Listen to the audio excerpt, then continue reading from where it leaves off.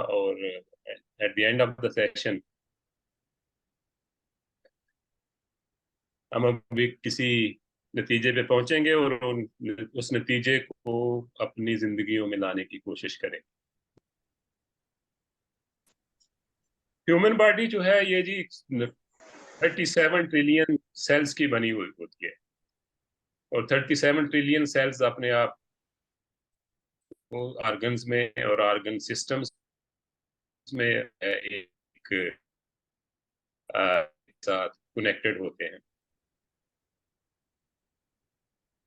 जहां हम तो 37 ट्रिलियन सेल्स के बने हुए हैं, हमारे ऊपर और हमारे इनसाइड द बॉडी 37 ट्रिलियन ही कुछ माइक्रोब्स रह रहे हैं in the shape of bacteria, viruses and fungi.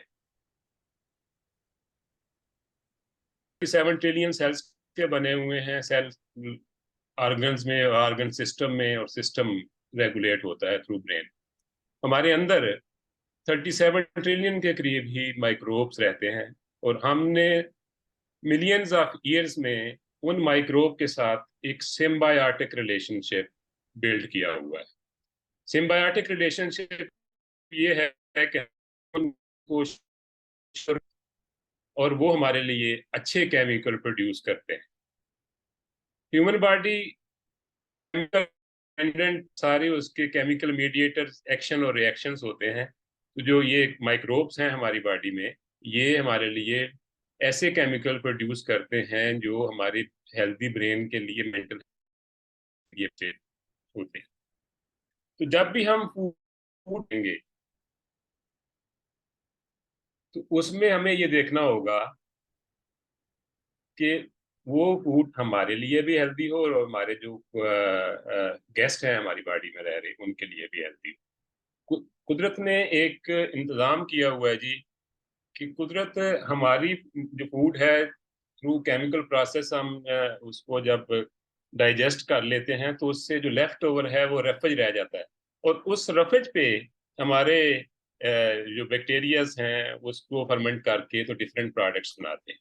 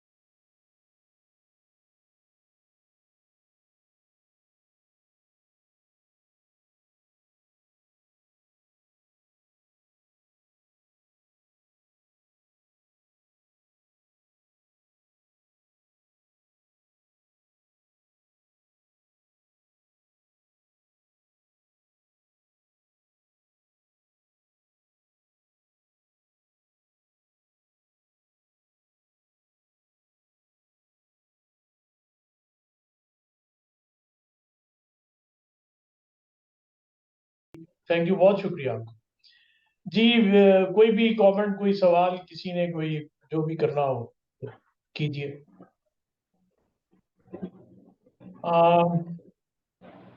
Shumaila सबसे पहले। अच्छा जी, शुमाइला। अच्छा, मेरा डॉक्टर आसिफ से सवाल था। उन्होंने कहा कि सर्टन विंडोज होनी चाहिए हमारी वेट मेंटेन की भी सर्टन विंडोज होती हैं। और मेरी क्या आवाज आ रही? जी जी। आपका क्या आवाज आ रही है? सवाल है? सवाल जी जी, ने कुछ कहा? मैंने कहा आपका जी जी, सवाल यू था। Are Audible. जी, मेरा सवाल ये है कि वेट लॉस की भी उन्होंने कहा कि सर्टेन विंडोज होती हैं और वेट मेंटेन की भी। तो आई वांट टू आस्क कि वो जो उस रोशनी डालेंगे वो विंडो कितने आवर्स की होती है, और दूसरा ये कि उसमें हम क्या उसमें हम थोड़ा सा ऐसे कर सकते हैं ऊपर नीचे, मतलब कार्ब ज्यादा ले लें या अपनी मर्जी का खाना खा लें, या उसमें भी हमें जो है वो एक बैलेंस डाइट लेनी चाहिए? देखिए, बैलेंस डाइट तो एक बेसिक चीज है, और विंडो यही है कि जिस तरह हमारी ट्यूनिंग हुई इन सेंचुरीज, हमारी बॉडी ने इस माहौल के साथ अडेप्टेबिलिटी की। तो अडेप्टेबिलिटी, पहले तो आर्टिफिशियल लाइट थी ही नहीं ना, तो हम सूरज के साथ ही अपनी एक्टिविटी स्टार्ट करते और उसी के साथ बंद करते थे, तो हमारी बॉडी उसी पे ट्यून्ड है। और हम अगर विंडो को एक्सटेंड करते हैं तो उसके नेगेटिव इफेक्ट आएंगे। आप अगर मैंने अभी एक रेफर किया था एक्सपेरिमेंट माइस पे, कि एक ही टाइप की फूड, एक ही कैलोरिक वैल्यू के फूड अगर आप 8 से 10 घंटे तक खाते हैं और उसी उतनी ही फूड को एक्सटेंड कर लेते हैं 15 to 18 आवर्स, तो उसके इफेक्ट डिफरेंट हो जाते हैं। और उस पे बाकी चीजें एडजस्टमेंट जो आप कार्ब की कर रही हैं, प्रोटीन की कर रही हैं, तो yes they will affect, they will surely have effect. ठीक। अच्छा डॉक्टर साहब, डॉक्टर मेरा साहब, बेसिक सवाल ये था कि वेट मेंटेन करने के लिए हमें कितने घंटे खाना चाहिए, कितने घंटे फास्टिंग करनी चाहिए मेंटेन करने के लिए? वेट मेंटेन करने के लिए आपको, अगर आप डेली 14 घंटे की फास्टिंग करते हैं, जिसे इंटरमिटेंट फास्टिंग भी कहते हैं, तो आपका वेट बहुत अच्छा मेंटेन्ड रहता है।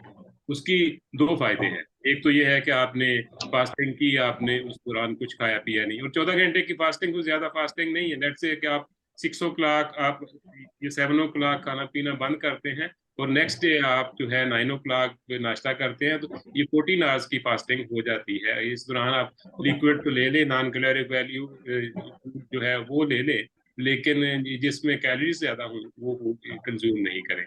दूसरी बात कि जब आप फास्टिंग करते हैं तो आपके बहुत बॉडी की क्लिनजिंग होती है। क्लिनजिंग इस तरह होती है कि हम जब हाइपोग्लाइसीमिया में जाते हैं ना, ग्लूकोज लेवल बॉडी का कम होता है, तो बॉडी में जो वीक सेल होते हैं जो सर्कुलेट कर रहे होते हैं, जिसमें कैंसरस सेल्स भी होते हैं, कैंसरस सेल्स रोज बनते हैं और काफी तादाद में बनते हैं, लेकिन उनको एंकरेज नहीं मिलती, ब्लड सप्लाई नहीं मिलती, तो बॉडी का जो अपना स्कैवेंजर सिस्टम है उसको एलिमिनेट कर देता है। उस एलिमिनेशन में अगर आपका ग्लूकोज लेवल बॉडी में कम है तो वो बहुत अच्छा रोल प्ले करता है। तो इसलिए अगर हम 14 आवर्स की डेली फास्टिंग कर लें तो इसके बहुत अच्छे इफेक्ट आपकी सेहत पे हो सकते हैं, और वेट मैनेजमेंट इससे बहुत अच्छी होती है। ठीक जी। राना साहब जी, राना गुलाम मयूती। जी, मुझे बड़ा अच्छा लगा डॉक्टर साहब की गुफ्तगू, बहुत इन्फॉर्मेटिव थी दोनों डॉक्टर साहबान की। मैं तो सिर्फ ये गुजारिश करना चाहता हूँ कि ये जो हमारे आजकल के जो नौजवान वो आईटी का काम करते हैं, जी प्रोग्रामिंग का काम करते हैं, वो अक्सर औकात जो है ना वो रात को देर तक, बल्कि बहुत देर तक जो है ना वो बैठे रहते हैं, यही काम करते हैं, दिन को बहुत देर तक सोए रहते हैं। जी। तो ये क्या इसको कैसे मेंटेन किया जा सकता है?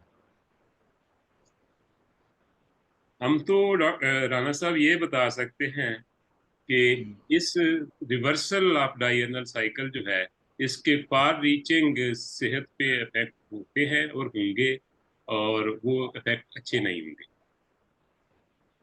बाकी तो ये नौजवान ने डिसाइड करना है कि उसने हेल्दी लाइफ गुजारनी है या अनहेल्दी लाइफ में जाना तो डॉक्टर साहब, आसिफ है। जी साहब, सर। वो आपने कहा था कि वो जो सूरज सनराइज और सनसेट के साथ हमारी बॉडी जो है उसी के साथ ट्यून हुई हुई है। जी है सही। अच्छा, हमारी बॉडी तो बाद की है, जब हम तो पराभूत हो चुके, तो ये कैसे उसके साथ ट्यून कैसे होगी?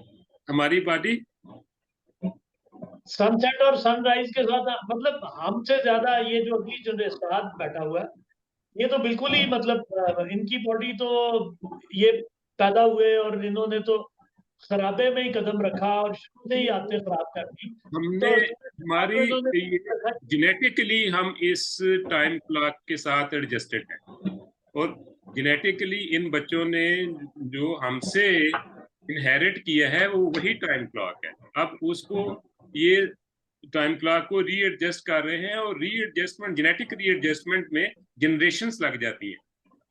तो एक ये जो ट्रांजिशन वाली जनरेशन है ये सफर करेंगी, मे बी आफ्टर 10-15 जनरेशन जो है ये क्लॉक ही बदल जाए, बॉडी क्लॉक ही बदल जाए। सही है, मतलब इन्होंने खजल होना ही होना है, आप ये कह रहे जी इनके नसीब में। हैं। चल ठीक हो गया। मेरा ख्याल है सवाल था साबिर साहब का, मसूद साबिर साहब पूछना चाह रहे हैं। जी मसूद साहब। जी जी, अस्सलाम वालेकुम। बहुत अच्छी गुफ्तगू रही दोनों तरफ, दोनों साहबान की तरफ से। मुझे ये पूछना है कि ये जो मेंटल हेल्थ है, इसका कोई ऑब्जेक्टिव क्राइटेरिया है? आप किस तरह जज करते हैं कि कोई शख्स मेंटली हेल्थी है या अनहेल्थी है? कोई इसका रोशनी डाले तो। मैं इसका जवाब दूं? जी डॉक्टर साहब आप बात करिए। जी दोनों में से कोई। जी जो मेंटल हेल्थ है कि सोसाइटी का एक एग्रीड क्राइटेरिया है, ये एग्रीड पैरामीटर्स हैं कि इन पैरामीटर्स पे अगर कोई बंदा पूरा उतरता है तो वो मेंटली फिट है। लेकिन ये जरूरी नहीं है, ये जरूरी नहीं है। जो सवाल आपके जहन में आ रहा है ना, जितना ब्रेन हमारे, हम स्टडी कर चुके हैं या जितना हमें पता है, मे बी वो ब्रेन का 1% पोटेंशियल ना हो। हमारा ब्रेन इससे कहीं ज्यादा पोटेंट है। ये जो आज की मेंटल हेल्थ जिसको हम समझ रहे हैं, मे बी ये एक डिफरेंट सिनेरियो हो, और हमारी मेंटल हेल्थ फ्यूचर में एक डिफरेंट सिनेरियो के साथ जज की जाए। तो आज के क्राइटेरिया पे तो यही है कि जो नॉर्मली बिहेव करता है सोसाइटी में, जो इश्यूज को जिस तरह सोसाइटी उससे एक्सपेक्ट करती है उस तरह रिजॉल्व करता है, जो वो रिएक्शन जो देता है सोसाइटी को, जो उससे एक्सपेक्टेड रिएक्शंस है, अगर वो है तो हम कहते हैं ये कि मेंटली हेल्दी आदमी। अदरवाइज ब्रेन में तो बहुत ब्यूटीफुल फिनोमिना मौजूद हैं जो कि सब कार्टिकल लेवल पे ऑपरेट कर रहे हैं। अगर आपने साइकिडेलिक फिनोमिना आप जानते हो, तो वहां पे तो एक और ही दुनिया है। जब आप सब कॉन्शियस में जाते हैं ना जी, तो वहां पे एक और ही दुनिया है। मेरे ख्याल में इसका बहुत बेहतर जवाब तो कोई साइकोलॉजिस्ट दे सकता है। मेरे अंडरस्टैंडिंग के मुताबिक वही है, कुछ सोसाइटी के नाम्स को नॉर्मल रिस्पांस का नाम है। इसमें अगर मैं कुछ ऐड करना चाहूँ तो जी प्लीज। जी अच्छा, जैसे इनका सवाल था कि हम किस तरीके से जो है डिफरेंशिएट कर सकते हैं कि अगर किसी को कोई मेंटल हेल्थ इशू है या वो अनहेल्दी है बाय जो है अपने जो है किसी भी साइकोलॉजिकल प्रॉब्लम की वजह से, या साइकोलॉजिकल कोई इशू है, तो उसमें हमारे पास डिफरेंट जैसे जो है क्राइटेरिया मौजूद है। जैसे कि आसिफ साहब ने कहा कि इसका बेहतर जवाब तो कोई साइकोलॉजिस्ट ही जो है बता सकता है, लेकिन जहाँ तक एक एज अ हेल्थ एक्सपर्ट या मैं इसमें जो है बात कहूँ कि उसको हम जो है देख रहे होते हैं, एक हमारे पास जो है एक कंपैरेटिवली एक चीज मौजूद होती है। तो हम उसमें जैसे डिफरेंट जो हमारी एक डेली एक्टिविटीज चल रही होती हैं कि अगर किसी का ऐसा कोई मेंटल इशू है या उसको कोई और ऐसे जो है साइकोलॉजिकल प्रॉब्लम है, तो उसमें एंगर कितना है, या उसमें जो है लोगों से डील करने के लिए जो है एक कुव्वत बर्दाश्त का अगर अदम फुकदान है, या उसके वो किस तरीके से जो है लोगों से बिहेव कर रहा है। क्योंकि देखिए आजकल का जो हमारा एक एटमॉस्फेयर कह लें या इन्वायरमेंट कह लें, बहुत सारे लोग ऐसे सिवियर साइकोलॉजिकल कंडीशन में इन्वॉल्व नहीं, में जो है मुब्तला नहीं होते हैं, लेकिन फिर भी वो बहुत ज्यादा, जैसे आज अगर आप जो है ट्रैफिक में बहुत ज्यादा अगर हम फंस जाते हैं कहीं पर, तो उस दौरान भी जो है लोगों का जो है ब्लड प्रेशर हाई हो जाता है, या उनको बहुत ज्यादा जो है गुस्सा आना शुरू हो जाता है, या उनमें वो एक एंगर का जो है जज्बा एक जो है उस टाइम इनहांस हो जाता है।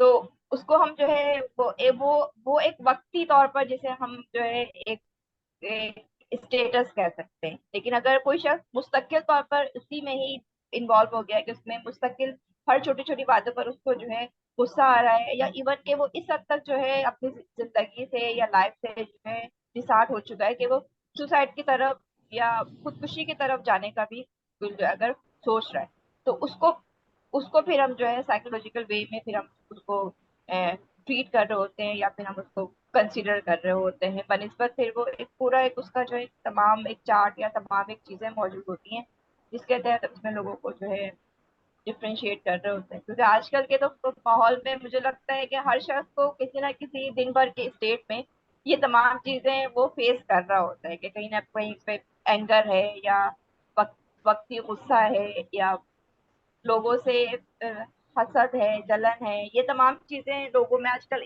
कुव्वत बर्दाश्त की कमी की वजह से जो है ये तमाम चीजें आजकल हमारे ऊपर असरअंदाज हो रही होती हैं। वंडरफुल जी, साहब, बहुत अच्छा। एक चीज सर मैं कमेंट करूंगा थोड़ा सा। जी एक जी चीज जी है जिसको कहते हैं मैस डिल्यूजन, कि जिसमें पूरी की पूरी कौम को पागल किया जा सकता है, जुनूनियों की तरह किसी एक चीज के पीछे लग जाते हैं, और ये जी हमने रिसेंट पास में देखा भी है। दूसरा जो सर ने पहला जवाब दिया वो भी उसमें वजन है, वो सोशल कंफर्मिटी के हिसाब से। वो किसी ने कहा नहीं ये बंदा तो पागल है, उन्हें कहा पागल नहीं है, गालू पा गया है, जी जेड़ा गालू पा गया उन्हें कहते ने पागल है। सही सही कहते हैं। ठीक है, थैंक यू अच्छा सो मच जी। ठीक है। डॉक्टर साहब आप ड्राइव करती हैं? रेयरली, अच्छा, तो कभी कराची कभी। तो काफी मतलब है, काफी घंटों के हिसाब से जैम भी होती है ना। जी बिल्कुल। आप जब ट्रैफिक में फंसती हैं तो क्या करती हैं, मतलब वो टिप्स बताएं कि जब गुस्सा नहीं करना तो करना क्या है। गुस्सा नहीं करना तो फिर आपको जो है उस पर अपने आप को जो है काम डाउन रखने की जो है कोशिश करना है। अगर आपकी गाड़ी में जो है मतलब मुझे ये बताएं, ये जो बाइक चलाने वाले हैं, ये जो सड़क के एन दरमियान में चलाते हैं, कल मैंने एक से पूछा है शीशा नीचे करके, यार कुछ स्वाब मिलता है? उसने फिर थोड़ी साइड पे कर ली कर्टसी के तौर पे। मैंने कहा बहुत शुक्रिया आपका। तो जी कैसे, मतलब एक तो ये तरीका था, मैंने उससे पूछ लिया हंसते हंसते कि यार ये दरमियान में चलाने का कोई एक्स्ट्रा स्वाब मिलता है? उसने कहा नहीं सर, मैं साइड पे कर देता हूँ। मैंने कहा बहुत मेहरबानी। तो और कोई बताएं मुझे, इसका तरीका बताएं। बिल्कुल। देखिए ये तो जो है मैं आपको ऐसे ऐसे तरीका बताऊं कि ये तो जो है पर्सन टू पर्सन भी जो है वेरी कर रहा होता है। कुछ लोग जो है अपनी गाड़ी में उनके जो है म्यूजिक प्लेयर अगर मौजूद है, तो वो हाँ उस हाँ। दौरान खामोशी से जो है म्यूजिक सुन रहे होते हैं, या कोई भी ऐसी चीज जो, या कोई अपनी अपनी गाड़ी में कोई जो है, क्योंकि हमारे यहाँ जो है कराची में अक्सर अक्सर औकात क्या डेली बेसिस पर ये सिचुएशन होती है कि किसी ना किसी रोड पर, किसी ना किसी शाहराह पर आपको जो है ट्रैफिक जाम मिलता है। ये यहाँ पर ठीक। जो है एक रूटीन है हमारी, है ना। तो इसको आप इस तरीके से मैनेजेबल कंडीशन, क्योंकि देखिए अगर आप उस टाइम गुस्सा कर रहे हैं, या अगर आप उस टाइम एक एंगर मूड में आ गए हैं, तो वो डायरेक्टली किसी और फर्द पर जो तो या आपके उस सिचुएशन पर तो असरअंदाज होने वाली बात है नहीं। अब आपके गुस्सा करने की वजह से या आपके अपने मूड को खराब अच्छा, करने की वजह से वो ट्रैफिक तो सेट हो ही जाएगा। तो इसमें आपको अपने आप को जो है जितना आप काम कर सकते रख सकते हैं कि आप कोई अपनी जो है गाड़ी में अपनी कोई आप किताब रख लें, उस किताब की आप उस टाइम स्टडी कर लें, या अगर आपके साथ गाड़ी में अगर कोई सेकंड पर्सन मौजूद है तो उससे आप जो है गुफ्तगू कर सकते हैं, या बातचीत कर सकते हैं। क्योंकि वो टाइम वैसा होता है कि लोगों में उस टाइम बहुत ज्यादा जो है कहना चाहिए कि जज्बातियत, या थोड़े से वो हाइपर हो जाते हैं। तो अब ये पर्सन टू पर्सन वेरी करता है कि किस तरीके से आप उस टाइम को अपने जो है मैनेजेबल। अगर आपको कुछ लिखाने का शौक है, तो अक्सर तो कुछ लोग ये भी कर सकते हैं कि अपनी जो है गाड़ी में एक डायरी और पेन रखें, कुछ लिख लें उस टाइम, कोई जो है, क्योंकि बहुत से लोगों को जो है के ऊपर कहते हैं ना कि इल्हाम कह लें, या फिर एक के जो है जो चीज उनके जहन में कोई अगर ऐसी प्रोडक्टिव चीज आ रही होती है तो वो इस तरीके के सिचुएशन में भी आ रही होती है। ये मेरे साथ तो ऐसा ऐसा अक्सर होता है कि मैं जो है ड्राइविंग अगर मैं खुद भी कर रही हूँ, या अगर मैं जो है किसी की जो है गाड़ी में हूँ और ट्रैफिक जाम हो गया या कोई भी जो है कंडीशन है, तो रास्ते में जो है अक्सर औकात मेरे जहन में ऐसी कोई बात है या कोई पैराग्राफ है, तो उसको मैं लिख लेती हूँ फिर। तो सही वो सही। एक आपकी आपका दिमाग को किसी भी टाइम जो है उसमें उस कैफियत में आ सकता है जो आपको एक सही। लिखने लिखाने वाली कंडीशन है। तो लोग अपने अपने लिहाज से इसको जो है, जो भी उनकी जो है वैरायटी है या जो उनका शौक है, उस लिहाज से उसको जो है मैनेज कर सकते हैं। I think so. बिल्कुल, कराची लाहौर वाले काफी किताबें पढ़ सकते हैं इस हिसाब से, बिल्कुल बिल्कुल बिल्कुल। प्रोडक्टिवली यूज करें तो। शायद साहब इस पे मैं कमेंट करना चाहूंगा। किसी भी स्ट्रेसफुल सिचुएशन के लिए अगर हाँ हाँ। सिचुएशन राइज होती है तो डीप ब्रीदिंग एक एक्सरसाइज है। आप हाँ इनहेल करें और फिर हाँ नाक से इनहेल करें हाँ और उसको इतना स्ट्रेच करें आपका नीचे डायफ्राम जो है पेट के अंदर इनवर्ट चला जाए और फिर ग्रेजुअली उसको एक्सेल करें। इसको हाँ अगर आप देखें, आप इंस्टेंटली अभी भी देख सकते हैं। आप अपनी पल्स रेट जो है अपने मोबाइल पे चेक करें और फिर हाँ deep deep breathing, deep deep breath लें और उसके बाद अगेन आप पल्स रेट चेक करें तो आपका पल्स रेट जो है वो बाई 5 to 10 बीट्स कम हो जाएगा। हाँ। तो अगर वो 5 to 10 बीट्स कम होता है तो बाकी चीजें भी स्लो डाउन हो रही होती सही। और वहीं बिल्कुल पे सही। हार्मोन्स रिलीज हो रहे होते हैं जो आपकी हाँ। एंग्जाइटी को कम करते अच्छा यार, डॉक्टर साहबान, मेरा ख्याल था कि जो मेरा सब्जेक्ट है ना उसमें सारे एक्सपर्ट हैं, पॉलिटिकल साइंस में, पॉलिटिक्स में। हैं। जी जी। तो लेकिन आज मुझे लग रहा था कि मेडिकल साइंस में तो सारे ऑफ कोर्स एक्सपर्ट नहीं है, लेकिन सवालात की जो है ना कम होने की वजह से लग रहा है कि ये सारे एक्सपर्ट हैं। मतलब पॉलिटिकल साइंस की तरह वो, मतलब समझ रहे हैं कि भाई मेडिकल साइंस भी हमें आती है तो सवाल करने की जरूरत नहीं है। जब तक कोई सवाल नहीं आता तो मैं दुनिया में कुछ ऐसे जोन्स हैं जिनको ब्लू जोन कहा जाता हम्म है। जैसे जापान में है, सार्डिनिया इटली में है और हम्म अमेरिका में कुछ जोन्स हैं। उन ब्लू जोन इसलिए कहा जाता है कि वहाँ पे लॉन्जेविटी और हेल्दी लाइफ की रेशो दुनिया में सबसे ज्यादा है और 100 साल से ज्यादा के लोग इन जगहों पे ज्यादा मौजूद। हाँ और हाँ। इसमें जो डिफरेंट स्टडीज कंडक्ट की गई हैं हम्म उसमें फाइनली ये कंक्लूड किया गया है कि लॉन्ग हेल्दी लाइफ स्पैन के लिए जरूरी है कि आप एक दूसरे के साथ इंटरेक्शन बढ़ाएं। इन हम्म तमाम तीनों जोन में जो फैमिली लाइफ है, एक्सटेंडेड हम्म फैमिली लाइफ है, वो बड़ी जबरदस्त है। लोगों की सोशल इंटरेक्शन एक दूसरे के साथ बड़ा जबरदस्त है। हाँ। जिस तरह मैं पहले बात कर रहा था ना गट माइक्रोबायोम की हमारी जिंदगी में बड़ा रोल है और सही। एज के साथ उनकी कंपोजिशन चेंज होती है। जब कंपोजिशन चेंज हो जाती है तो उनकी प्रोडक्ट भी चेंज होती है। लेकिन हम्म अगर हम इकट्ठे रहें, बड़े और छोटे इकट्ठे रहें, हम एक दूसरे का जूठा भी खाते रहें, हम्म कंपोजिशन जो है, जो एल्डरली की कंपोजिशन है वो यंग के करीब रहेगी। जब यंग के करीब रहेगी तो वहां पे जो प्रोडक्ट बन रही थी जो कि हमारी हेल्थ के लिए बड़ी इंपॉर्टेंट थी वो भी बनती रही। जबरदस्त। और इसमें एक एक्सपेरिमेंट और हुआ कि गट माइक्रोबायोम जो है वो एक इंसान से दूसरे इंसान में ट्रांसप्लांट भी हो सकते हैं और फॉर सर्टेन डिजीजेस में एज अ ट्रीटमेंट भी यूज हो रहे हैं। ह्यूमन फीकल मैटर को एफडीए ने एज अ मेडिसिन प्रोटोकॉल दे दिया है। और हम्म वो ये रहा है कि बहुत सारी डिजीजेस में ये ह्यूमन फीकल मैटर को दूसरे की गट में ट्रांसप्लांट कर दिया जाता है। ठीक।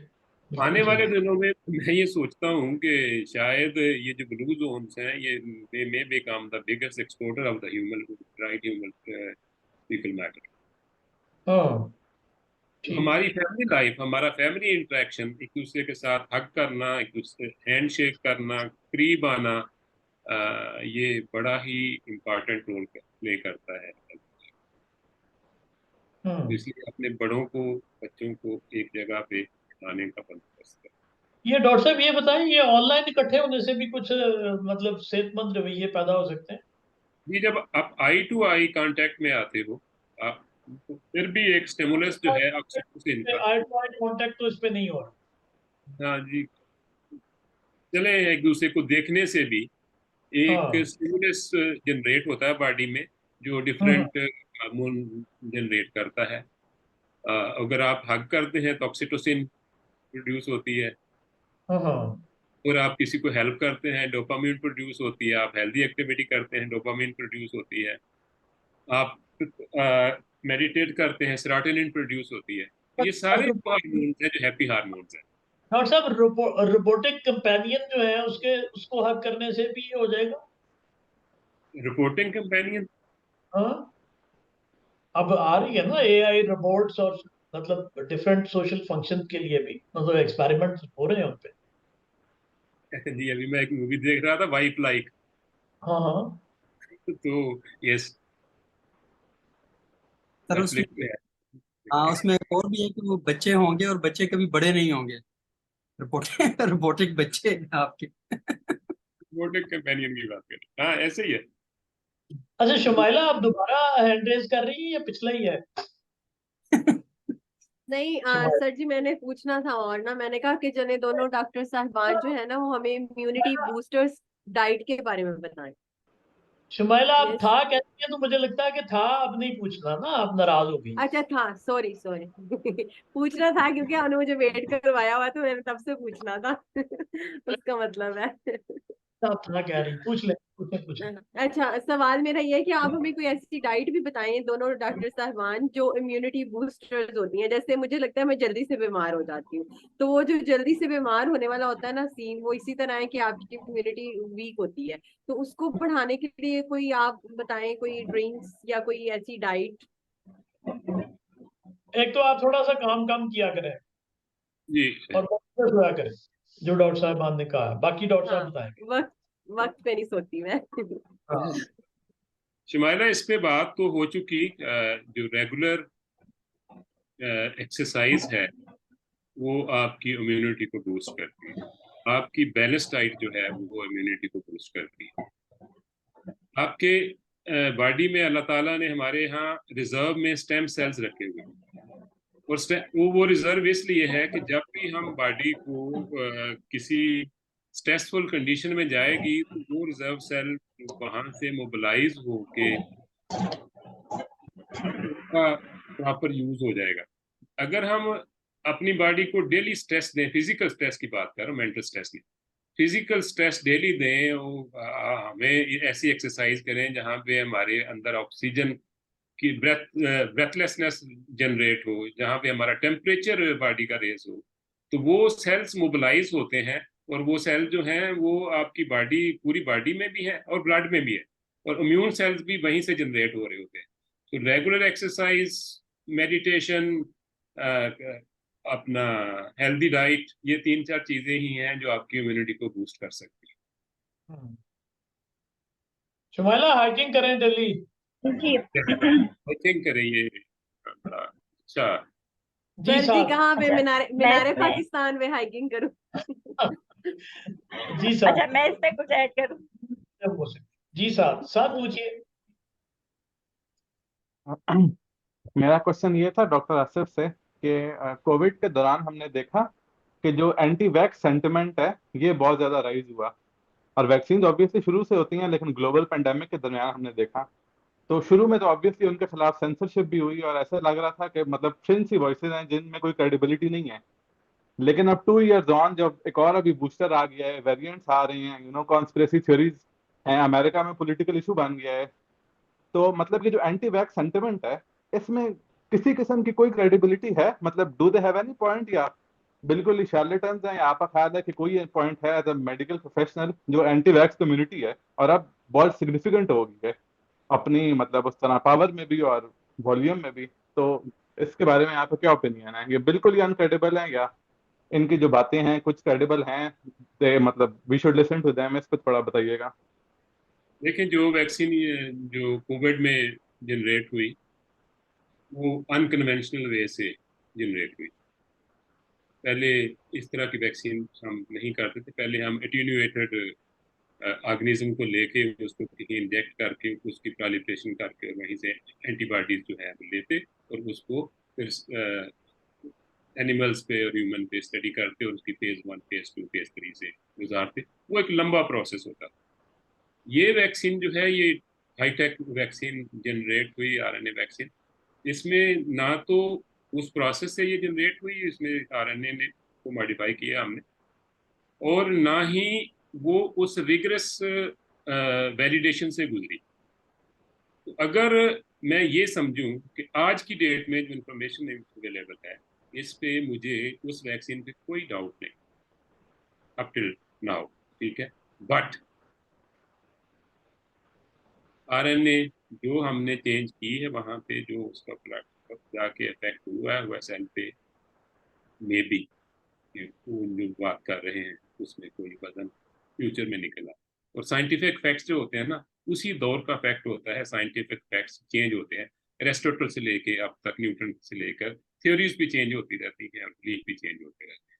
सो this in science there is I think there is nothing permanent. अगर हम परमानेंट ट्रीट कर लें तो फिर प्रोग्रेस भी रुक जाएगी साइंटिफिक।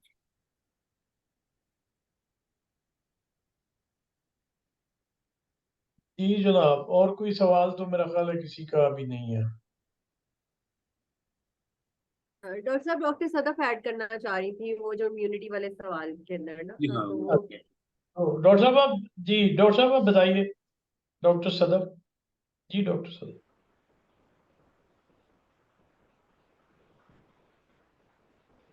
वो मेरा ख्याल है स्टक हुई हुई है उनकी तस्वीर। और चले अच्छा लाइट।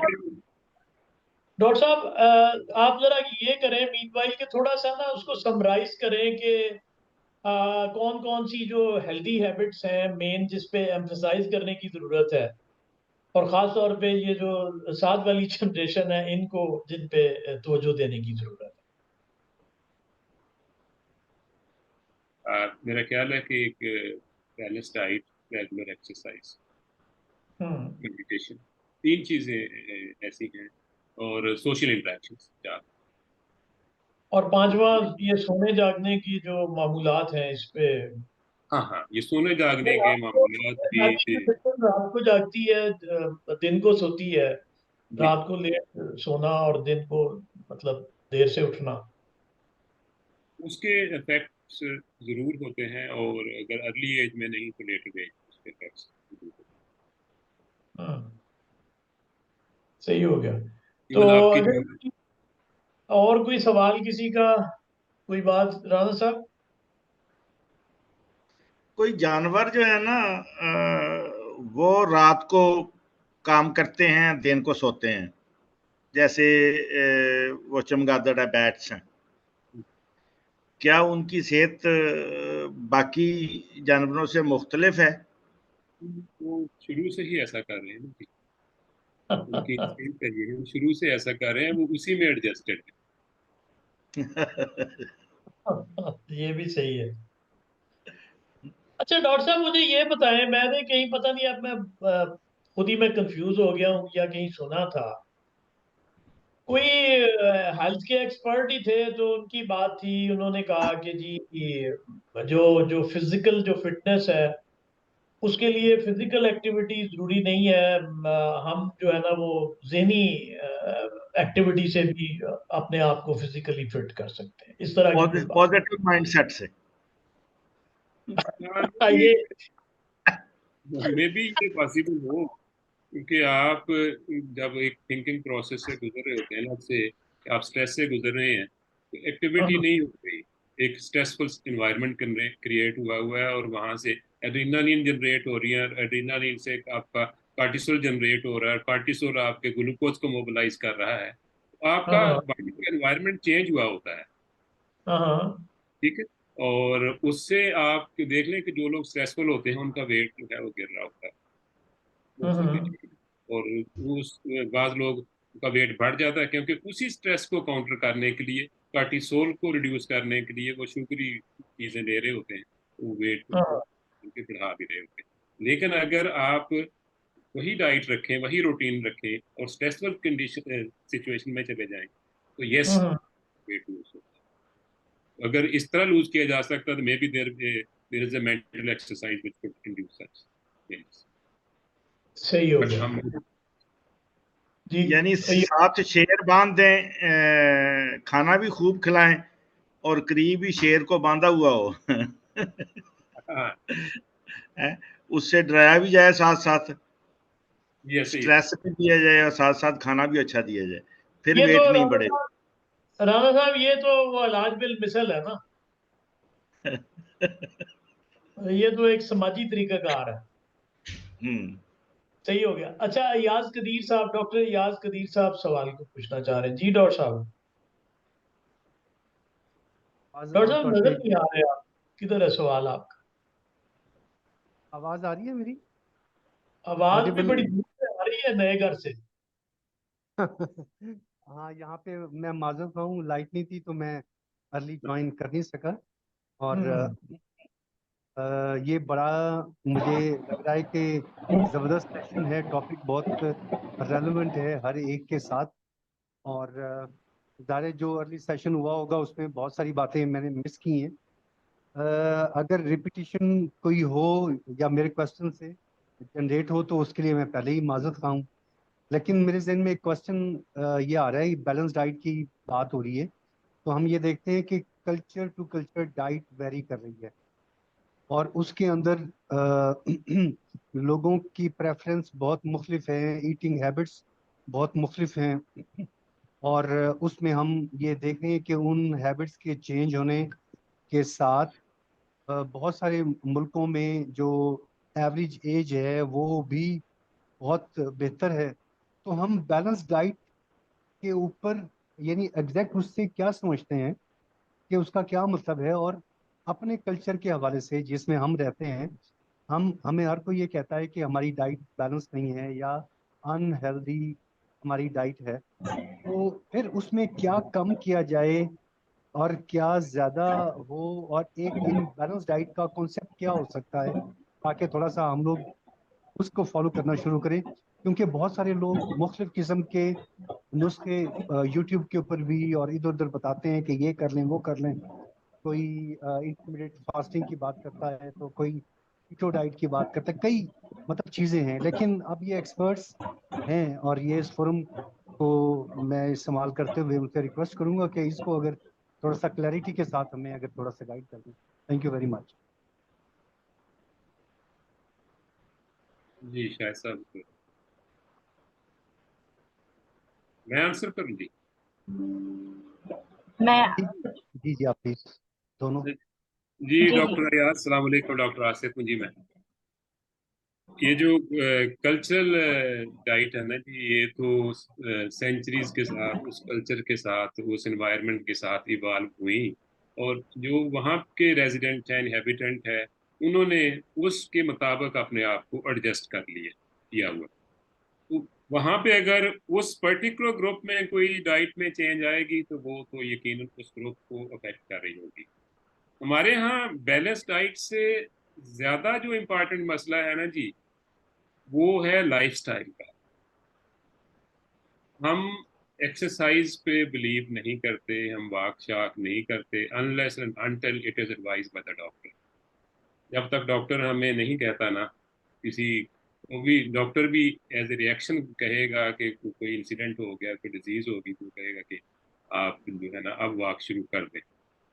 तो हमारे यहाँ जो ये लैक करती है चीज़, वो है लाइफस्टाइल। मेरे पास, मैं जी स्टैटिक्स में थोड़ी प्रैक्टिस भी करता हूँ, तो आज पेशेंट एक आई, वो ओवरवेट थी, तो मैंने उन्हें कहा जी कि आप कहाँ कोई वॉक शॉक करने का बंदोबस्त नहीं है? तो उसने कहा नहीं जी, वॉक करने का बंदोबस्त तो है, मेरे घर के सामने पार्क है, लेकिन मैं नहीं करता। हमें मैंने उसको सजेस्ट किया था कि आप ऐसे कोई दो चार फ्रेंड्स बना लें जो आप पे पीयर प्रेशर हो, और वो एक टाइम अगर आप मुकर्रर कर लेंगी, तो पीयर प्रेशर की वजह से आप निकल जाया करेंगे। तो हमें लाइफस्टाइल मॉडिफाई करने की जरूरत होगी। दूसरी जो बैलेंस डाइट जो हमारी ट्रेडिशनल बैलेंस डाइट है, उसमें हम ये कहते हैं जी कि एक पोर्शन फाइबर का हो, जिसमें सब्जियां हों, सैलेड हो। एक आपकी जो बाकी डाइट है उसमें 60% कार्बोहाइड्रेट्स हों, कोई 20-30% जो है वो प्रोटीन हूँ, इस तरह 5-10% फैट्स हूँ। और ये जो हमारी डाइट का कंपोजिशन है, ये एक बैलेंस डाइट में कंसिडर किया जाएगा। लेकिन ये बैलेंस डाइट भी जब तक बैलेंस लाइफस्टाइल के साथ एडजस्ट नहीं होगी, तब तक इसके बेनिफिशियल इफेक्ट जो हम लेना चाह रहे हैं वो नहीं होंगे। बिल्कुल ठीक। अच्छा डॉक्टर साहब, ये कह तो रहे हैं 2 डॉक्टर के वॉक भी किया करें, एक्सरसाइज भी किया करें, और डॉक्टर किस तरह से कहें? डंडे से। डॉक्टर इस तरह से क्या है कि डॉक्टर दोनों के पास टाइम नहीं, पेशेंट के पास टाइम है ना डॉक्टर के पास टाइम। डॉक्टर उसको उस लेवल पे जाके एजुकेट नहीं कर पाता, और डॉक्टर सिर्फ उसको थ्रेट करता है। जब वो थ्रेट में आ जाता है ना पेशेंट, तब पेशेंट डॉक्टर की बात सुनता है। अदरवाइज डॉक्टर खुद भी बाजुकात मेरे जैसा मोटा होता है, तो पेशेंट को सीरियसली। सही है जी डॉक्टर साहब। अच्छा, मैं इसमें एक चीज ऐड करना चाहूंगी, तो जी ये जी कि आजकल जो है ना, हम लोग ज्यादातर जो है ये चीज सोच रहे होते हैं कि अगर हम डिफरेंट, जैसे कि अभी डॉक्टर आसिफ ने भी कहा कि नहीं तो आजकल डॉक्टर के पास टाइम इतना होता है कि ना ही पेशेंट के पास टाइम होता है कि वो एक हेल्दी लाइफस्टाइल को मेंटेन करे।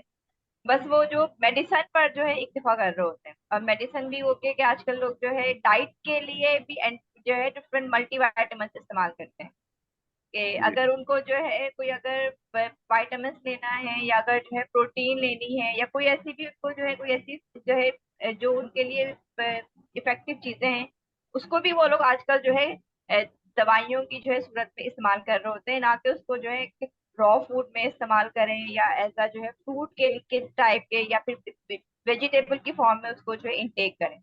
तो ये आजकल का हमारा जो है ये एक बहुत कह लें कि जो है डायलेमा वाली कंडीशन है, कि हम लोग आजकल जो है ना खाने की भी जो हमारे पास प्रॉपर्टीज हैं, या जो बेसिक ऐसे जो मिनरल्स हैं, विटामिन्स हैं, प्रोटीन्स हैं, मिनरल्स हैं, हम लोग वो चाहते हैं कि हम वो भी जो है गोलियों की जो है सूरत में अपनी बॉडी में उसको जो है बस पी लें, खा लें, और वो फिर हम हमारे लिए उतनी ही इफेक्टिव हो जितनी जो है एक खुराक हमारी बॉडी के लिए इफेक्टिव होनी चाहिए। कि जैसे अभी के डॉक्टर शुमाइला का भी ये मिस शुमाइला का भी क्वेश्चन था अभी, जो है बात वाले साहब का भी क्वेश्चन था कि कौन कौन से ऐसे जो है चीजें हमारे पास जो है होनी चाहिए, या ऐसे कौन कौन से खाने के अज्जा हैं जो हमारे पास हमें जो है डेली अपनी लाइफ उसमें जो है खाने में शामिल करने चाहिए। तो उसमें यही तमाम चीजें कि आजकल लोगों में जो है बीन्स का इतना ज्यादा इस्तेमाल नहीं होता। बच्चे अगर जो है दालें लोग बहुत कम खा रहे होते हैं। गोश्त का इस्तेमाल बहुत ज्यादा बढ़ गया है कि हर खाने में जो है आपको जो है मीट लाजमी चाहिए, वो चाहे किसी भी टाइप का मीट हो, चिकन हो, बीफ हो, मटन हो। तो आजकल जो है लेकिन उन बीफ की भी आप उन मीट की भी क्या जो है क्या आपके पास श्योरिटी है कि वो आपको आप एक हेल्दी मीट इंटेक कर रहे हैं। अगर हम चिकन की भी बात करें तो उसमें भी एक अनहेल्दी सा आजकल उसका जो है सिनारियो इस तरीके से। बाकी अगर आप मीट इंटेक कर रहे हैं, अगर हम फिश की बात करते हैं, लोगों में आजकल फिश फिश खाने का भी इतना इतना ज्यादा वो नहीं है, जिससे हमें जो है आयरन है, विटामिन है। और फिश की में भी जो तमाम ये मिनरल्स विटामिन मौजूद होते हैं, वो भी आजकल लोग जो है गोलियों की फॉर्म में जो है खा रहे होते हैं। तो ये आजकल एक बहुत बहुत जो है मैं कह रही हूँ कि एक अलमिया वाली कंडीशन है कि डॉक्टर्स भी जो है और पेशेंट भी जो है जल्दी से अपने आप को हेल्दी करने के लिए या ताकत अपने अंदर जो है लाने के लिए मेडिसिन इस्तेमाल कर रहे होते हैं, ना कि जो है डाइट इस्तेमाल करें। लेकिन अगर हम उन्हीं चीजों को अपनी डाइट में कन्वर्ट करें और वही चीजें हम एज अ डाइट इस्तेमाल करें, तो बिलीव मी उससे हमें जो है 100% उससे हम जो है इस्तेफादा हासिल कर सकते हैं, और बहुत एक अच्छी फॉर्म में जो है इस्तेफादा हासिल कर सकते हैं। क्योंकि देखिए हम जब दवाइयाँ इस्तेमाल कर रहे होते हैं, वो जो है हम विटामिन बी की विटामिन की जो है टैबलेट्स दे रहे हैं, कैल्शियम की टैबलेट्स दे रहे हैं, वो अल्टीमेटली कहीं ना कहीं हमें हमारे लिए जो है नुकसान का बाइस बनती है। हमें किडनी में जो है प्रॉब्लम क्रिएट कर रही होती है, या हमारे डिफरेंट बॉडी पार्ट्स को जो है डैमेज कर रही होती है। क्योंकि मेडिसिन तो बहरहाल मेडिसिन है, वो चाहे आप किसी भी टाइप की मेडिसिन इस्तेमाल करें, अल्टीमेटली कुछ टाइम बाद जाकर वो कहीं ना कहीं आपको जो है किसी ना किसी तरीके से इफेक्ट करेगी। लेकिन डाइट, अगर आप अच्छी डाइट ले रहे हैं, अच्छी डाइट से मुराद मैं दोबारा वही वही कहूंगी कि हरगिज हरगिज मुर्गे मुसल्लम नहीं है, हरगिज हरगिज बहुत ज्यादा ऑयली फूड्स नहीं है, बिल्कुल भी जो है उसमें वो डाइट नहीं है। बस वो डाइट है कि आपकी आप एक तमाम चीजें उसमें जो है, जो भी हमारे पास एक मैंडेटरी मिनरल्स हैं, वाइटामिन हैं, प्रोटीन हैं, कार्बोहाइड्रेट हैं। जैसे बहुत से लोग आजकल जो है कीटो डाइट कर रहे होते हैं या बहुत सी ऐसी डाइट कर रहे होते हैं कि वो एक बिल्कुल पार्ट को बिल्कुल जो है नेग्लेक्ट कर देते हैं। वो कहते हैं नहीं हम ये पार्ट इस्तेमाल नहीं करें, लेकिन अगर आप कार्बोहाइड्रेट भी इस्तेमाल नहीं कर रहे हैं तो वो भी आपकी बॉडी के लिए अल्टीमेटली नुकसानदेह होता है। इसके अलावा पानी का इस्तेमाल, हमारे आजकल लोगों में जो है पानी का इस्तेमाल नहीं नहीं नहीं इतना ज्यादा होता। और फिर मैं ये बात मैं ये भी कहूंगी कि साफ पानी का इस्तेमाल, ये भी बहुत कम हमारे पास ही होता है कि साफ पानी लोगों को जो है मैसर हो। कि पानी में भी अक्सर औकात आप सुन रहे होते हैं कि जो हमारे पास water and food borne disease होती हैं, वो भी जो है हमें जो है पानी और खुराक के जो है जरिए हो रही होती है। तो साफ पानी का जो है इस्तेमाल करें। आजकल आप हम सब देख रहे होते हैं कि छोटे बच्चों में भी, या जो हमारे यंगस्टर्स हैं उनमें जो है खाना आप खा रहे हैं उस टाइम आप पानी की जगह कोल्ड जो है सॉफ्ट ड्रिंक इस्तेमाल कर रहे हैं, कोल्ड ड्रिंक इस्तेमाल कर रहे हैं।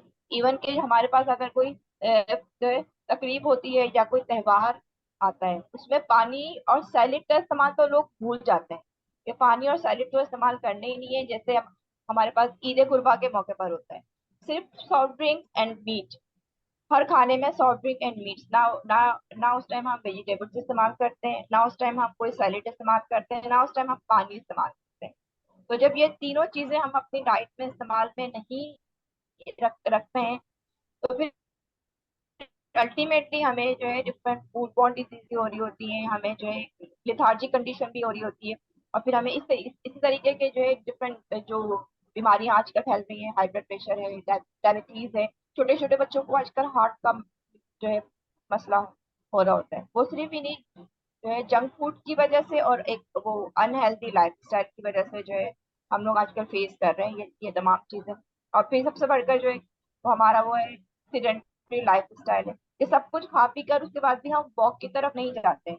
हमने जो है लेट, और फिर आजकल जो हमारे खाने की टाइमिंग है वो भी बहुत आजकल जो है हमने एक बिल्कुल एक इरेगुलर सी की हुई है। इवन के बहुत सारे लोग अगर वो ऑफिस में अपने जो है सुबह ऑफिस जाते हैं, जो हमारे पास हाउस वाइफ्स होती हैं या जो ऐसे लोग होते हैं जिनको सुबह नाश्ता नहीं करना होता, वो लोग जो है दिन सुबह का नाश्ता काफी लेट कर रहे होते हैं और वो भी अनहेल्दी तरीके से। उसके बाद दिन का खाना काफी लेट खाते हैं, उसके बाद रात का खाना वो 12-1 बजे तक उनका जो है होना होता है। तो और फिर खाना खाने के फौरी बाद उनके जो है सोने का टाइम हो जाता है। ठीक तो ठीक। कहाँ से फिर वो वॉक की तरफ जाएंगे या उस खाने को के आज जो है लोगों को जो है ड्यूरिंग स्लीप ही जो है हार्ट हार्ट अटैक हो जाता है, या ऐसे जो है कोई दिल का जो है दौरा पड़ जाता है, या बहुत ऐसी कोई बात हो जाती है कि वो फिर जो है अपने आप को जो है सरवाइव नहीं कर पाते। क्योंकि जब आप बहुत ज्यादा हेल्दी खाना खाकर जब हम उसमें वॉक अपने आप को जो है उस खाने को डाइजेस्ट नहीं करते हैं अच्छे तरीके से, तो फिर अल्टीमेटली हमारी बॉडी में फिर वो स्टोर होता रहता है एक अनहेल्दी तरीके से, और फिर वो हमें नुकसान पहुंचाता है। ठीक जनाब, डॉक्टर साहब बहुत शुक्रिया। अच्छा डॉक्टर साहब दोनों, बल्कि डॉक्टर साहबान, हमारे एक दोस्त हैं डॉक्टर आसिफ साहब, जी जी वो डॉक्टर है वो भी। तो वो ना एक लोकल सी देसी सी लैंग्वेज में एक बात समझाते हैं। वो कहते हैं कि यार देखें, जैसे आप बीमारी को बीमारी समझ के ट्रीट करते हैं और जी उससे डरते हैं, तो डॉक्टर से भी उतनी ही एहतियात करें। डॉक्टर से भी डॉक्टर को भी जैसे आप बीमारी को ट्रीट करते हैं ना, डॉक्टर को भी बीमारी के तौर पर ट्रीट बिल्कुल ऐसे ही होना चाहिए, ऐसे ही होना करें। चाहिए तो आप आजकल ये सीख लेंगे। जो जनरल जनरल जो प्रैक्टिशनर हैं जिस तरह से मेडिसिन दे देते हैं, जी वो जो फार्मूला मेडिसिन होती हैं वो खा खा के बड़ा दर्द हो जाता है। उनसे उनके कहने का मतलब ये था कि इससे इसको भी इसके बारे में कॉशियस होने की जरूरत है। इसमें दो चीजें हैं डॉक्टर साहब, शाहिद साहब। एक तो जी ये जी है कि हमारा जो हेल्थ केयर सिस्टम है ना, वो हेल्थ केयर सिस्टम नहीं है, पेशेंट केयर सिस्टम है। हाँ हाँ अगर बिल्कुल ये हेल्थ केयर सिस्टम होता तो हम प्रिवेंटिव हेल्थ पे भी काम कर हाँ रहे होते, बात कर रहे होते, हम पेशेंट हेल्थ पे बात कर रहे होते हैं। और पेशेंट को जो मेडिसिन दी जाती है उसमें चूंकि ऑडिट नहीं मौजूद, तो बहुत ये आप जनरल प्रैक्टिशनर की बात ना करें, आप किसी बड़े से बड़े स्पेशलिस्ट की प्रिस्क्रिप्शन पकड़ लें और उसका ऑडिट कर लें। आज हमारे यहाँ ऐसी ऐसी बीमारियां ड्रग रेजिस्टेंट हो गई हैं जो पहले कभी नहीं थी। मसलन आपके कराची में एक्सडीआर टाइफाइड बहुत है, लाहौर में एक्सडीआर टाइफाइड के केसेस आ रहे हैं। और एक्सडीआर टाइफाइड ये है कि जो किसी भी ड्रग को रिस्पॉन्ड नहीं कर रहा। ठीक है, तो वो ऐसे हुआ क्यों? ऐसे हुआ ये इसलिए कि हमने इरेशनली एंटीबायोटिक्स प्रिस्क्राइब की। वो बैक्टीरिया के इन कांटेक्ट आई, कुछ बैक्टीरिया मर गए, बाकी जो जिंदा रहे उन्होंने अपने आप को उस पर्टिकुलर मेडिसिन के अगेंस्ट इम्यून कर लिया। बिल्कुल और होते होते अब हमारे पास जो है जिंदगी बचाने के लिए बहुत कम टूल रह गए हैं, और डेज टू कम कि जब हम दोबारा अर्ली 30s की तरह दोबारा इन्फेक्शन से मर रहे हैं। तो ये बिल्कुल सही बात है कि ये डॉक्टर की बहुत बड़ी रिस्पॉन्सिबिलिटी थी, और डॉक्टर ने हेल्थ केयर पे काम नहीं किया। उसकी एक तो हमने एंटीबायोटिक जो है हमारा जो बेहतरीन टूल था उसको ज़ाया कर दिया। सेकेंडली ये जो बहुत सारी डिजीजेस हमने ही स्प्रेड की है। हेपेटाइटिस कहाँ था? ये हेल्थ केयर प्रोफेशनल ने ही स्प्रेड की है। इस तरह की बहुत सारी एड्स भी हेल्थ केयर प्रोफेशनल के साथ आप जोड़ सकते हो, क्योंकि एक ट्रेन से अगर आप 10 बंदों को टीके लगाएंगे तो फिर ये तो 15-20 साल पहले ऐसे ही हुआ करता था। अब तो चलो फिर भी कुछ है थोड़ी बहुत।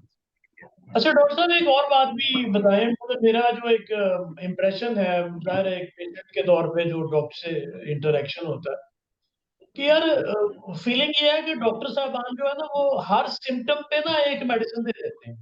मतलब दर्द हो रही है, ठीक है जी, वो पेन किलर दे दो। बुखार है, इस सिम्टम को डील कर लो। अच्छा, उसमें लगता है कि वो समटाइम्स मुझे लगा कि मुझे खुद बेहतर पता था कि मुझे मसला क्या है। तो डॉक्टर साहब ने मेरे साथ जो सलूक किया वो बहुत ही बुरा सलूक था, कि हर सिम्टम के लिए हाई पोटेंसी एंटीबायोटिक और पेन किलर। जी, इसका जवाब मैं दूं अगर? फिर आप दे दें। अच्छा, मैं जी जी, जैसे इसमें जो है ना, एक ये चीज भी है कि हम जो है ना डायग्नोस्टिक्स की तरफ नहीं जाते। अगर हम डायग्नोस्टिक की तरफ पहले जाए ना, पहले हम देखें, जैसे कि अभी हमारे पास जो है कंजक्टिवाइटिस, जो पिंक आई बहुत ज्यादा फैला हुआ है, ये अभी सबको ये जो तकरीबन ये बीमारी हुई भी है। तो उसमें भी आपके पास, आपको पता है कि इसमें जो है ये वायरल डिजीज भी है और ये बैक्टीरियल डिजीज भी है। लेकिन अगर आप वायरल डिजीज में एंटीबायोटिक लोगों को जो है दे रहे हैं, या लोग उसको जो है, हमारे यहाँ एक बहुत ज्यादा कॉन्सेप्ट जो है सेल्फ मेडिकेशन का भी है, कि लोगों को ये मालूम नहीं होता कि उनको डिजीज क्या है, बट वो एंटीबायोटिक खुद से जो है हमारे जो है शॉप से जाकर वहां से जो है खरीद कर इस्तेमाल कर रहे होते हैं। तो ये पूरी एक चेन है कि पहले से पहले तो इसमें जो है डॉक्टर्स की जो है जिम्मेदारी है कि आप वो देखें कि अगर कोई मरीज आपके पास आ रहा है तो आपके पास वो डायग्नोस्टिक टूल्स कौन से हैं जिसमें के जरिए आप उस पैथोजन को आइडेंटिफाई कर सके कि ये पैथोजन वायरल है, बैक्टीरियल है, या कोई कोई फंगल डिजीज है, या कोई एलर्जिक कंडीशन है। जैसे हमारे पास जो है विंटर के मौसम में जो है नजला, खांसी, बुखार लोगों को हो रहा होता है। अब वो भी आपके पास, उसके पास भी कैटेगरीज हैं कि अक्सर अक्सर औकात लोगों को जो है बैक्टीरियल इन्फेक्शन हो जाता है या वायरल हो जाता है। लेकिन क्या है कि वो उन तमाम लोगों को जब हम एक ही चीज में जो है कैप्चर कर रहे होते हैं, कि सबको एक लंबी सी लिस्ट दे दी एंटीबायोटिक की, विदाउट एनी डायग्नोस्टिक टूल्स, कि आपने कोई इसका टेस्ट नहीं नहीं करवाया जिससे आप उसको, उस पैथोजन को आइडेंटिफाई कर सके, तो कैसे आप उसको जो है क्योर करेंगे? वो तो हम समझते हैं एक अंदाजे तौर पर एक निशाना लगा रहे होते हैं कि चलो ये इस वाली मेडिसिन से नहीं तो इस वाली मेडिसिन से आराम आ जाएगा, इस वाली मेडिसिन से नहीं तो ऐसे ही है। इस वाली मेडिसिन से आराम हो जाएगा। और फिर इसमें जो है डॉक्टरों का तो रोल है ही, लेकिन उसमें हमारा भी है इसमें सेकंड रोल डॉक्टर से पहले हम जो है उसकी एक डायग्नोस्टिक टूल्स को अप्लाई करें। हम सबको पता है कि लैब में जो है ये टेस्ट हो रहे होते हैं, तो हम उसको खुद से भी टेस्ट करके हम देख लें कि ये बैक्टीरियल इन्फेक्शन है, वायरल है, एलर्जिक है या प्रोटोजोल इन्फेक्शन है, ताकि फिर हम खुद को हमारे यहाँ अक्सर देखें जैसे वो लोगों को एक अगर जैसे बहुत सारी ऐसी जो है ऐसी बीमारियां होती हैं, जैसे फ्लू है। फ्लू घर में अगर एक फर्द को हुआ है तो बाकी तमाम अफराद को भी फ्लू होता है। तो उसमें क्या होता है कि अगर एक फर्द को अगर बैक्टीरियल फ्लू हुआ है तो क्या है, वो अगर उसको डॉक्टर ने 5 दिन की जो है मेडिसिन लिख के दी, अब उसको एक दिन में उसका फ्लू वो दवाई खाने के बाद सही हो गया, अब वो 5 दिन का अपना कोर्स पूरा नहीं करेगा। उससे भी जो है जैसे अभी डॉक्टर आसिफ ने कहा कि हमारे पास जो है बैक्टीरियल रेजिस्टेंस का रेशो उससे भी इंक्रीज होता है कि अगर आपको डॉक्टर ने, क्योंकि आपके बैक्टीरियल फ्लोरा के मुताबिक आपके इन्फेक्शन आपके पैथोजेनेसिटी के मुताबिक डॉक्टर ने आपको जो है मेडिसिन या एंटीबायोटिक जो है प्रिस्क्राइब की है कि आपको 5 दिन तक ये एंटीबायोटिक खानी है। तो अगर आपने 5 दिन तक वो एंटीबायोटिक इस्तेमाल नहीं की तो फिर क्या होता है कि वो आपके अंदर वो पैथोजन वो इन्फेक्शन मौजूद होता है, और फिर वो आगे जाकर फिर जब आपको दोबारा उसी बीमारी में जब आप इन्वॉल्व होते हैं या जो है मुब्तला होते हैं, तो फिर आपकी बॉडी में फिर वो जो है बीमारी एज अ रेजिस्टेंट कंडीशन में आ जाती है। और फिर वो उसमें सेकंड चीज क्या होती है, ये चीज मैं लाजमी ऐड करूंगी कि वो जो हमारी रिमेनिंग एंटीबायोटिक थी, क्योंकि हमने तो 5 दिन की एंटीबायोटिक खरीद ली लेकिन हम एक दिन में सही हो गए, हमने कहा कि बाद में 4 दिन एंटीबायोटिक इस्तेमाल नहीं करनी, वो दवाई हमने उठा कर फ्रिज में रख दी। अब घर में किसी और का फ्लू हुआ, वही एंटीबायोटिक बाहर आई और वही एंटीबायोटिक उसको दे दी गई कि भाई अब तुम ये एंटीबायोटिक अब आप ये इस्तेमाल कर लो without any diagnostic, without any doctor prescription के। तो हमने एज अ इंडिविजुअल भी हमने जो है इस एंटीबायोटिक रेजिस्टेंस को या ये जो एमडीआर एक्सडीआर की कि अब तो एमडीआर की बात है ही नहीं ना, अब तो हम एक्सडीआर की बात करते हैं कि एक्सटेंसिवली ड्रग रेजिस्टेंट, जैसे डॉक्टर आसिफ ने कहा कि आपके अच्छा डॉक्टर साहब एक बात आपने की थी उसको मैं थोड़ा सा टाइफाइड है, टाइफाइड। जी डॉक्टर साहब, डॉक्टर सदर जी सुन आप डॉक्टर आसिफ साहब भी उसको जरा, वो आपने कहा था कि ये जो लेते हैं ना हम विटामिन वगैरह टैबलेट्स की सूरत में जी, उसकी बजाय डाइट की सूरत में लेने चाहिए जी। अच्छा ये आपकी जो है वो हर एज ग्रुप के लिए रिकमेंडेशन यही है या ये स्पेसिफिक है, क्वालिफाइड है? देखिए जब स्पेशली जो हमारे यंगस्टर्स हैं या जो छोटे बच्चे होते हैं उनके लिए स्पेशली ये चीज है कि वो मेडिसिन की जगह वो डाइट में अपनी जो है उस चीज को जो है कन्वर्ट करें। लेकिन देखें अक्सर औकात हमारे पास एल्डरली जो लोग होते हैं, जो बुजुर्ग अफराद होते हैं, उनको बहुत सारी चीजें जो है खाना पीना उनका जो है थोड़ा सा लिमिटेड हो जाता है, उनका जो है थोड़ा सा डाइजेस्टिव सिस्टम भी जो है प्रॉब्लम कर रहा होता है आगे जाकर। अगर उनको कोई प्रॉब्लम नहीं है खाने में बिल्कुल, तो फिर वो अपनी डाइट वो फिर अपनी डाइट के जरिए उस चीज को जो है एक मैनेजेबल या कंट्रोल लेवल में लेकर आ सकते हैं। लेकिन अगर वो उस डाइट से उनको कोई इशू है या वो उस डाइट को इस्तेमाल उनको जो है नहीं कर सकते हैं, तो वो फिर जो है जो डॉक्टर की अपनी प्रिस्क्रिप्शन के मुताबिक फिर वो मल्टीविटामिन इस्तेमाल कर सकते हैं। लेकिन जो उसका एक आइडियल सिनेरियो जो मैंने कहा था वो यही है कि जैसे अगर आपको कोई किसी किस्म की जो है फूड से कोई आपको जैसे होता है ना, अक्सर का लोगों को जो है फिश से एलर्जी होती है या कुछ को दूध से जो है एलर्जी होती है कि उनको मिल्क हजम नहीं होता या उस तरीके की जो है कुछ चीजें उनके साथ प्रॉब्लम होती है, तो उसके वो फिर अल्टीमेटली सोर्स में वो चीज इस्तेमाल कर सकते हैं। लेकिन आपको अगर उस तरह की कोई प्रॉब्लम नहीं है तो फिर diet is the best source to take any type of जो है न्यूट्रिएंट्स या फिर सप्लीमेंट्स। ठीक, तो जनाब बहुत डॉक्टर साहबान आपका बहुत शुक्रिया।